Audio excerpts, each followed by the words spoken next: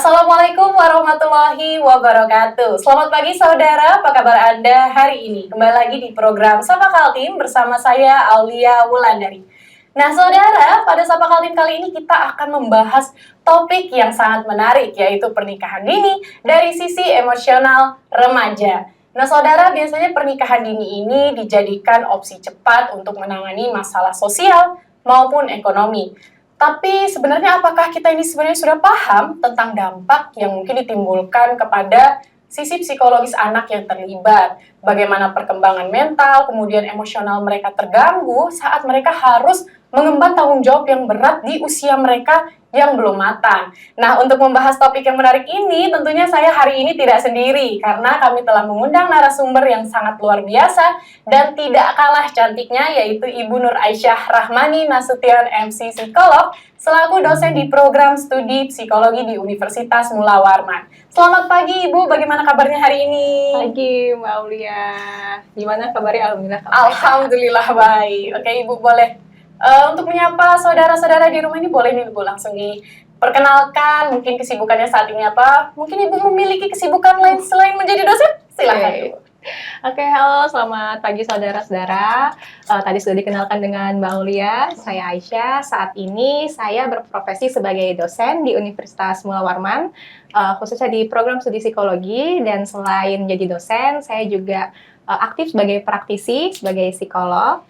Saya juga berpraktik gitu ya Pak ya di Biro Psikologi Perfekta di Jalan Kantina dan juga di Klinik Utama Rahmi di Sirat Salman, seperti itu. Oke, baik Ibu, luar biasa sekali. Nah, mungkin kita bisa langsung lanjut ke pertanyaan yang pertama ya Ibu. Boleh nih Ibu dijelaskan apa itu kesiapan emosional dalam pernikahan, khususnya pada pernikahan dini Ibu, silakan.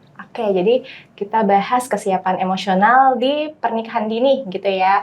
Jadi sebenarnya kalau untuk menikah, sebenarnya kan harus ada beberapa hal yang perlu dipersiapkan gitu ya. Baik secara mental, emosional, fisik, finansial. Namun di sini kita secara khusus bahas di emosional. Jadi kalau kesiapan emosional itu adalah bagaimana kemampuan seseorang itu untuk menghadapi tantangan, gitu ya, tantangan dan juga dinamika perasaan di kehidupan pernikahan seperti itu. Dan sebagaimana yang kita tahu, kalau yang namanya pernikahan dini ini kan berarti masih usianya belum masih matang. belum matang gitu. Nah kalau di Indonesia sendiri sebenarnya diatur oleh hukum itu minimal 19 tahun. Jadi yang menikah di bawah 19 tahun itulah yang dikatakan dengan pernikahan dini.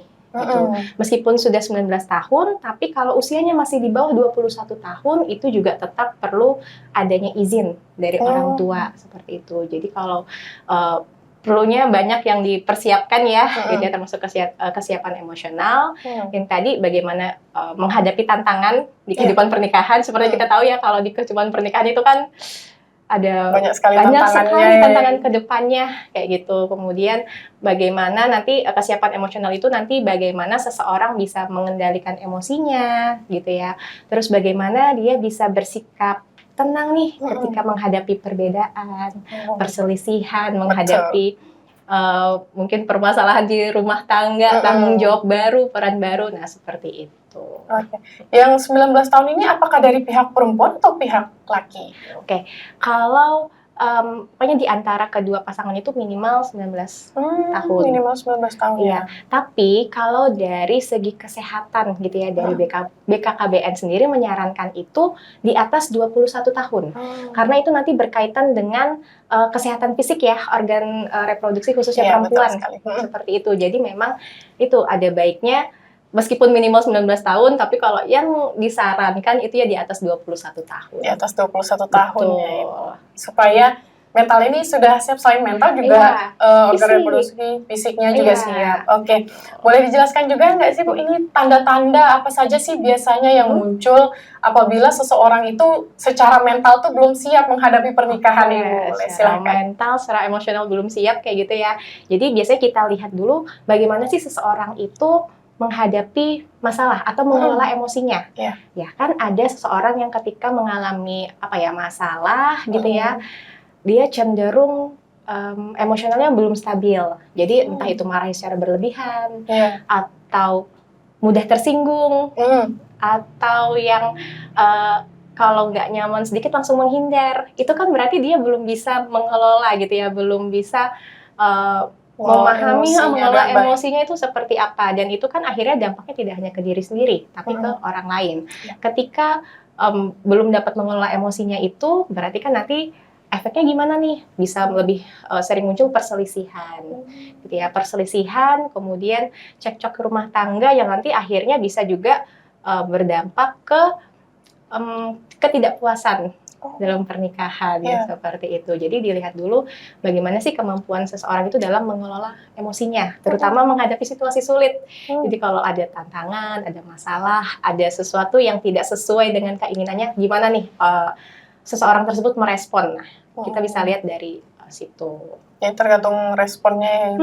Responnya itu seperti apa? Karena sebenarnya merasakan kita, misalnya ada perasaan kecewa gitu kan dengan pasangan, atau marah lah sesekali, sedih, itu kan hal yang wajar ya, gitu. Itu emosi yang kita rasakan, tapi bagaimana kita menampilkan itu, kita mengekspresikannya, bagaimana kita mengungkapkannya. Nah, itu yang perlu dipelajari juga, perlu dilatih gitu. Dan biasanya kalau masih remaja, masih usia dini itu kan pergejolakan emosinya tuh lebih intens, ya. Lebih kayak belum stabil gitu. Kalau di kita itu juga ada fasenya, kalau di remaja itu masih fase badai seperti itu, karena banyak pergejolakan. Tadi masih fase mencari jati diri juga kan, betul sekali, di remaja gitu. Jadi dia masih menghadapi fase itu, tapi ditambah lagi beban baru sebagai suami ataupun istri, itu kan khawatirnya sih mereka belum siap dengan hal itu.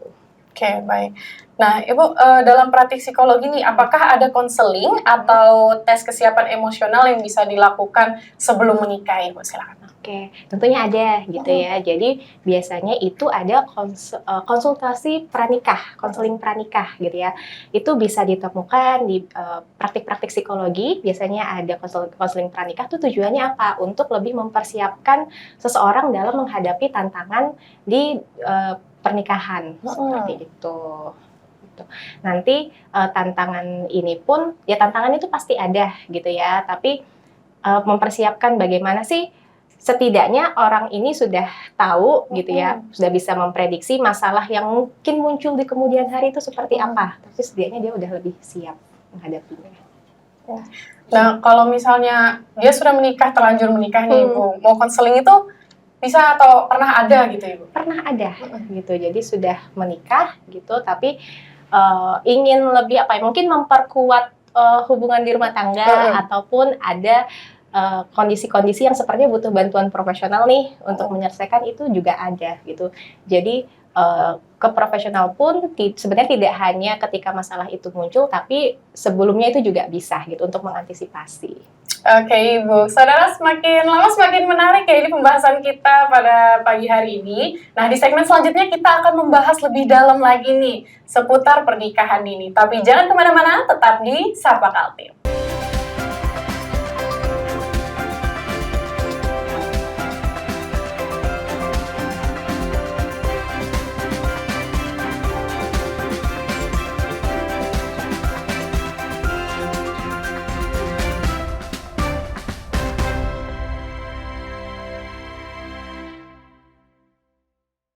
Selamat pagi saudara, kembali lagi di program Sapa Kaltim bersama saya Aulia Wulandari dan narasumber kita pada pagi hari ini Ibu Nur Aisyah Rahmani Nasution selaku dosen di program studi psikologi di Universitas Mula Warman. Nah, tadi kan kita sudah membahas cukup banyak nih Bu tentang apa itu kesiapan emosional, kemudian tanda-tanda apa saja sih yang mungkin ditunjukkan apabila seseorang ini belum memiliki kesiapan mental khususnya dalam pernikahan. Nah, selanjutnya saya ingin tahu lebih dalam nih Ibu. Boleh dijelaskan nggak sih Bu tantangan-tantangan emosional apa saja yang paling sering dialami remaja pada pernikahan dini gitu Ibu, silahkan. Ya, jadi tantangan emosionalnya ini yang pasti yang utamanya terkait pengelolaan emosi kayak gitu ya. Tadi berkaitan dengan bagaimana sih ketika dia menghadapi tantangan. Misalnya dia belum bisa mengelola dengan baik gitu, akhirnya jadi misalnya marahnya berlebihan, gampang tersinggung, mudah ke-trigger gitu ya. Kalau malah marah berlebihan itu kan nanti terburuknya itu bisa sampai ke KDRT seperti itu. Kemudian kalau misalnya dia cenderung yang menghindari masalah nih gitu ya, nanti ke silent treatment gitu ya, diam-diaman, nggak tahu nih kapan selesainya kayak gitu. Jadi tantangannya utamanya di situ. Kemudian nanti eh, kalau itu terus-menerus terjadi juga gitu ya, muncullah konflik di pernikahan. Nanti dampaknya kemana? Konflik pernikahan itu bisa dampaknya nanti ujungnya ke perceraian. Gitu ya. Iya, karena kemudian ke stres, kecemasan itu juga bisa. Jadi karena situasi konfliknya terus-menerus terjadi nih gitu ya, akhirnya dia stres ataupun cemas gitu ya karena belum bisa untuk menghadapi peran barunya seperti itu. Kemudian tadi tantangan emosionalnya itu juga bisa jadi sebenarnya ke ketergantungan secara emosional sebenarnya. Jadi ada kan kadang kita temui pasangan yang dia itu sangat bergantung sekali sama pasangannya, partnernya ya, baik suami atau istri. Jadi dikit-dikit menanyakan gitu. Sebenarnya kita menanyakan atau meminta izin itu boleh ya dengan pasangan, tapi kalau sudah berlebihan dan hal sekecil apapun itu ditanyakan, misalnya aku minta persetujuan, aku pakai baju apa ya bagusnya kayak gitu ya, aku masak apa ya hari ini, dan dia melakukan itu karena tidak yakin dengan dirinya seperti itu. Kemudian takut nanti tidak disukai, atau kemudian ada juga yang tergantungan emosional itu biasanya yang kalau misalnya ada pasangannya nih lagi kerja gitu ya, terus di chat nggak dibalas, dia kemana ya? Jangan-jangan dia selingkuh, jangan-jangan dia nggak suka lagi nih sama aku. Akhirnya ke overthinking, gitu kan? Itu kan sebenarnya menandakan dia secara emosional juga belum siap gitu ya. Jadi memang masih butuh seperti validasi dari pasangan gitu ya, masih butuh yang apa-apa harus dengan pasangan. Padahal kita juga sebagai individu itu perlu untuk bisa berdiri sendiri gitu. Kita sebenarnya dengan pasangan itu bukan berarti kita tadi tidak meminta izin, kita tidak saling support, tapi kita saling support, tapi ada batasan-batasannya juga gitu. Dengan cara yang sehat. Iya, dengan cara yang sehat. Kapan sih kita harus meminta izin, kita harus mendukung pasangan, tapi kapan kita juga bisa berdaya dengan diri kita sendiri seperti itu. Oke, Bu. Nah, boleh jelaskan juga nih, Bu, bagaimana pasangan muda itu biasanya menghadapi krisis identitas gitu pada perubahan diri pada masa transisi yang awalnya aku bebas nih ngapain aja gitu. Terus tiba-tiba kayak aku harus bertanggung jawab besar atas orang lain gitu selama masa hidupnya gitu, Ibu. Silakan. Bagaimana menghadapi krisis gitu ya. Jadi sebenarnya cara orang menghadapi krisis itu kan berbeda-beda gitu ya. Ada banyak sekali faktor yang bisa mempengaruhi. Kita bisa lihat yang pertama itu dari bagaimana seseorang itu sebenarnya paham dengan situasinya, paham dengan dirinya gitu ya. Ketika dia sudah bisa mengenali dirinya, biasanya dia akan lebih mudah untuk menghadapi krisis itu gitu. Kemudian tadi karena ada ini kan fase perubahan di mana yang remaja itu mungkin fasenya masih mencari jati diri. Sebenarnya kalau usia-usia 19, 20, 21 itu kan masih fase mengeksplorasi juga. Betul sebenarnya, Mbak.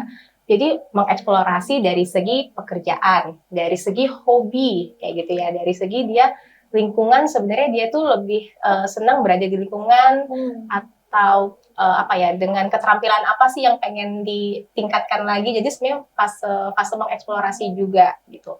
Nah, kalau misalnya dia di fase itu harus berubah perannya nih, langsung berubah cepat gitu ya, jadi suami ataupun istri ataupun yang dalam waktu tidak lama juga akhirnya menjadi seorang ibu atau seorang ayah, tentunya nih makin berat kan tantangannya gitu. Jadi tantangan itu ketika tidak disikapi dengan baik, ketika juga support dari sekitar juga kurang, nah itu bisa menimbulkan permasalahan. Tapi yang utamanya adalah bagaimana sebenarnya kemampuan individu sendiri untuk memahami dirinya, memahami tujuannya itu apa. Jadi tantangannya kalau misalnya itu dia bisa paham, itu akan membantu untuk menghadapi krisis itu. Jadi harus kenali diri sendiri, dan adanya support system itu sangat membantu. Support system dari keluarga atau teman, gitu ya, atau dia tahu kapan sih bisa meminta bantuan profesional. Nah, itu sangat membantu gitu.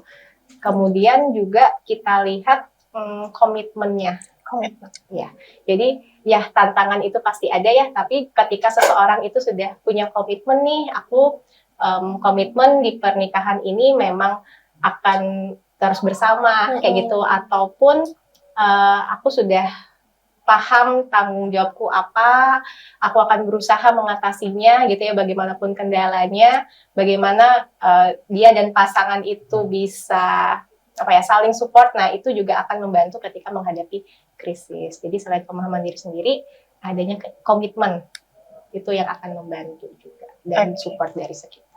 Oke, baik Ibu. Boleh dijelaskan nggak sih Bu, apakah pernah ada pengalaman atau kasus di mana ada pasangan yang menikah muda tapi berhasil gitu Ibu. Nah, terus apa sih yang membedakan mereka dengan pasangan yang belum siap ini Ibu secara emosional? Silahkan. Jadi ada nggak sih pengalaman ketika seseorang yang pernikahannya muda kemudian berhasil kayak gitu ya? Sebenarnya baik itu di usia muda ketika menikah ataupun usia apa ya? Saya nggak tahu usia tidak muda lagi tuh kayaknya seperti apa. Jadi dimanapun atau seberapapun usia kita ketika menikah itu pasti ada tantangannya gitu ya. Namun memang ketika dilakukan di usia yang dini gitu, ketika apalagi usianya masih remaja, tentu resiko untuk tadi mengalami permasalahan ataupun konfliknya itu juga akan meningkat gitu ya. Nah, saya tidak mengatakan bahwa tidak ada kayak gitu ya. Saya juga tidak mengatakan bahwa ada kok yang berhasil. Meskipun berhasil biasanya tuh pasti ya sebelumnya ada fase-fase struggle-nya juga gitu ya yang dialami oleh mereka gitu. Tapi tadi kita kembali lagi, kalau seseorang itu sekiranya sudah ada komitmennya gitu, itu akan lebih mampulah mengatasi tantangan yang ada di kehidupan pernikahan. Gitu. Oke. Baik saudara, semakin lama pembicaraan kita ini semakin lama semakin menarik ya. Nah, di segmen selanjutnya kita akan lebih fokus nih membahas soal tips, kemudian cara-cara apa saja sih yang bisa kita lakukan untuk membangun kesiapan emosional khususnya pada remaja. Nah, tapi jangan kemana-mana, tetap di Sapa Kaltim.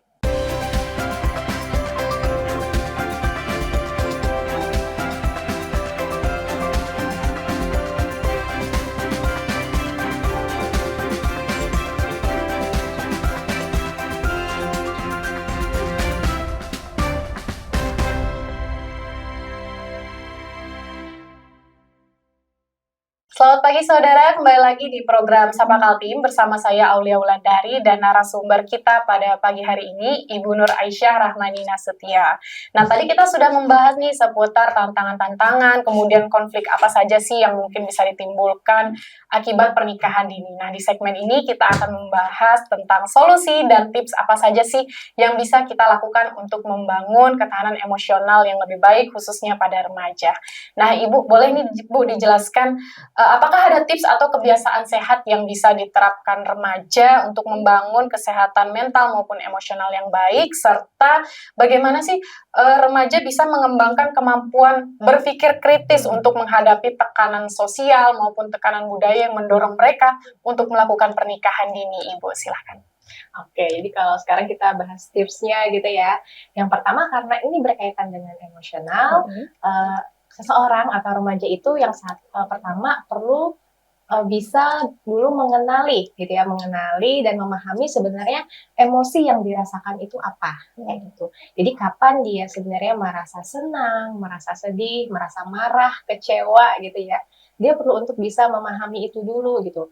Ketika sudah paham, kemudian juga perlu melatih bagaimana sih cara untuk mengekspresikannya gitu ya.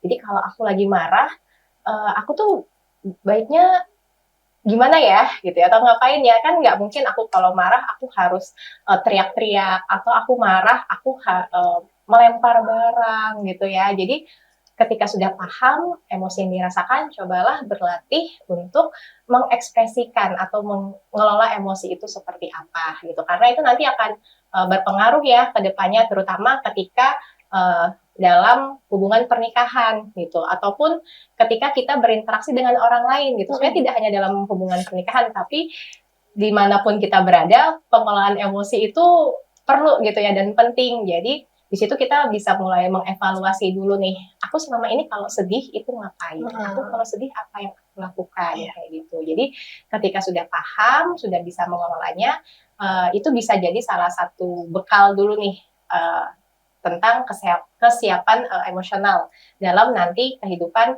berumah tangga, gitu ya.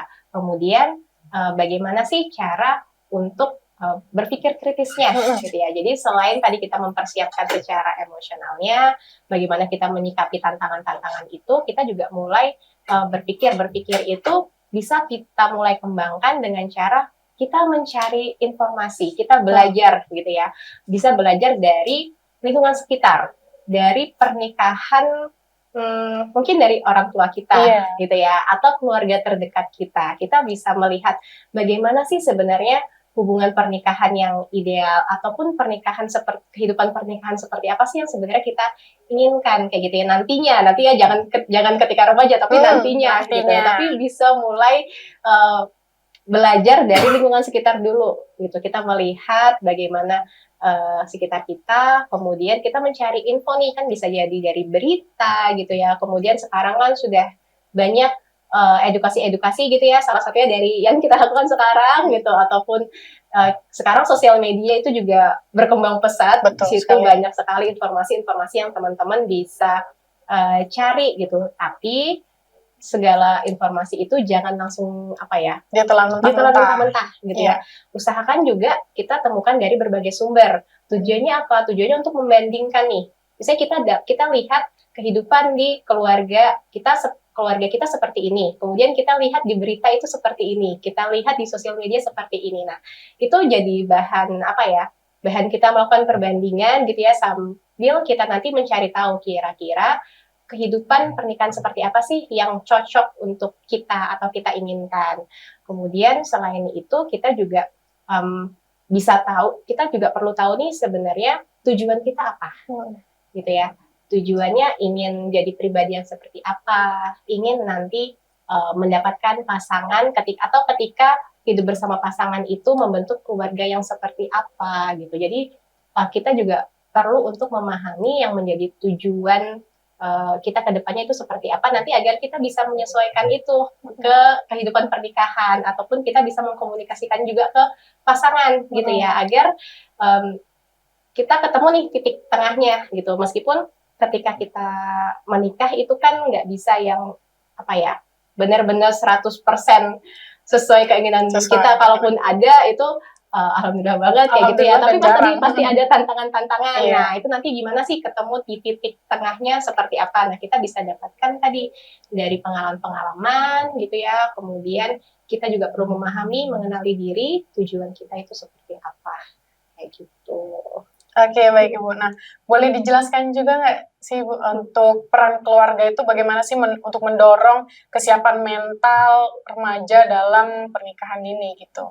Jadi keluarga tentunya punya peran yang besar ya, terutama karena kalau kita bahas pernikahan dini ataupun remaja, yang namanya anak itu kan masih tanggung jawabnya orang tua gitu ya, masih perlu dibimbing gitu. Jadi di sini tentunya keluarga terutama orang tua itu perlu memiliki peran yang besar gitu dalam bisa memberikan edukasi gitu ya, bisa memberikan edukasi bagaimana terkait pernikahan, bagaimana terkait seksualitas seperti itu penting dari keluarga udah memberitahu itu dulu ke anak. Nah, memberitahunya gimana? Memberitahunya mulailah dibangun bagaimana komunikasi yang terbuka gitu ya, bagaimana agar anak itu bisa nyaman untuk bercerita dengan orang tua kayak gitu. Jadi dibangun komunikasi yang terbuka, saling jujur gitu ya, saling percaya nih, adanya trust. Jadi trust itu nggak hanya ke pasangan gitu ya, kita dengan pasangan, tapi anak dan orang tua itu juga perlu ada trust di situ gitu.